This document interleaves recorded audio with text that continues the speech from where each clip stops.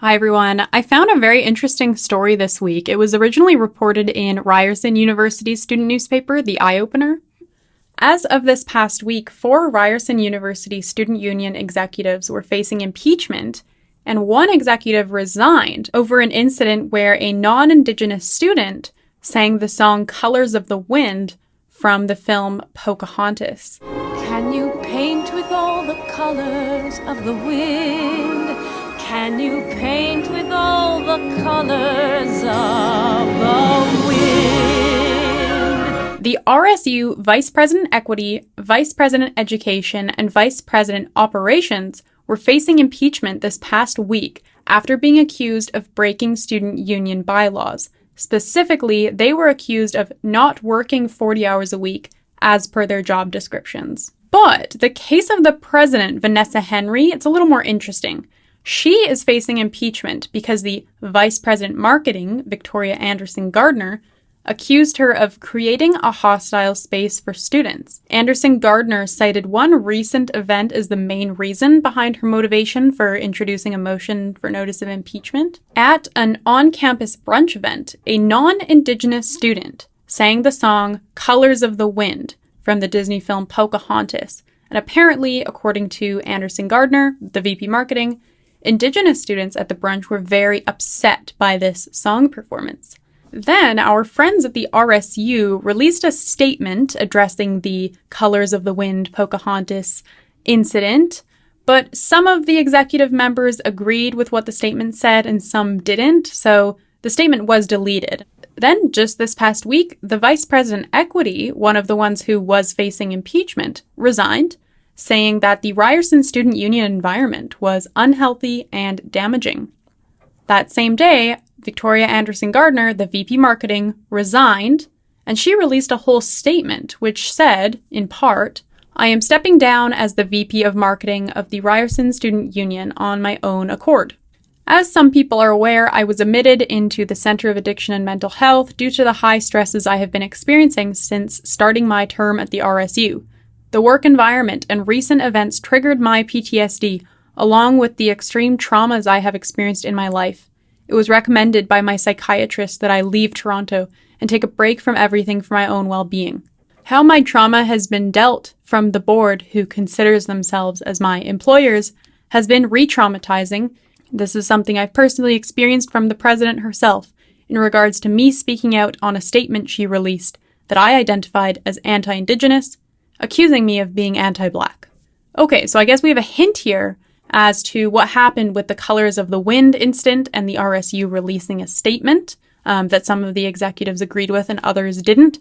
Apparently, it looks like the VP Marketing here thought that the statement that they released was anti-Indigenous, and she told the president that, but then the president told her that she's being anti-Black because the president is Black. But ultimately, in a board meeting held this week, the motion to impeach the VP Education did not pass, the motion to impeach the VP Operations was put off until the spring semester, and the motion to impeach the president will be discussed at an upcoming board meeting. There were other matters discussed at that board meeting as well, such as allegations of workplace harassment, and one of the elected executives being underqualified for his position, and people asking why he applied for the job if he didn't know how to draft financial reports and that kind of thing. So out of the 6 executives, only one is seemingly free of conflict and controversy. So this story, why bring it up? Well, it shows that these social justice pet issues, like a non-Indigenous person's performance of Colors of the Wind, actually has the power to tear people apart and cause an entire workplace breakdown. And moreover, this story is not unique in the sense of badly managed student unions. And remember, student unions get so much money from students. They get millions. And to do what? Well, whatever it is that these Ryerson executives are doing, apparently. And the Ryerson Student Union in 2017 to 18, so that academic year, they collected $2.25 million in student fees. The funny thing is, this was the second scandal this year for the RSU. So in February 2019, the previous president, Ram Ganesh, was impeached for alleged overspending and financial mismanagement. Reportedly, a credit card statement from the student union credit card back then said that hundreds of dollars of what are student fees were spent at a shisha lounge and LCBO liquor stores and a bar, among other places. And this behavior is not limited to Ryerson either.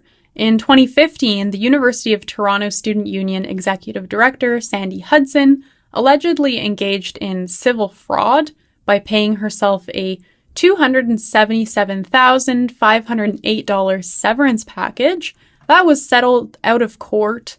In 2018, over at the University of Ottawa, the president of the Student Federation of the University of Ottawa, his name was Rizki Rashik, he was reported to the Ottawa Police Services for scam and identity theft because he used student fees to buy $950 glasses.